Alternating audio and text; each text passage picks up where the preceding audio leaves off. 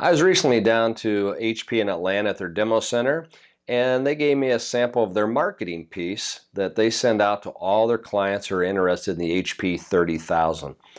Color Logic, we focus on helping licensed printers do things at the design stage to help differentiate print. And what's nice about this piece here is, yes, there's a lot of great marketing materials. I'm not going to go through all of them, but this HP does a great job of sending these out to their clients and trying to inspire them about what is really possible with digital print. Included in that is our new test form file. So on this sheet here, it explains all of our effects that are possible with our software.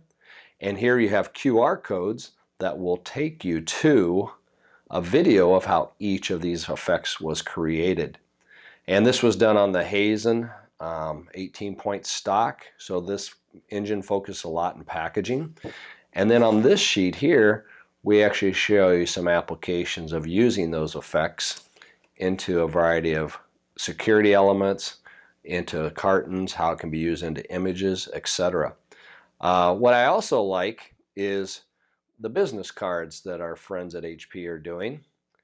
And on the back here, they've used Color Logic again.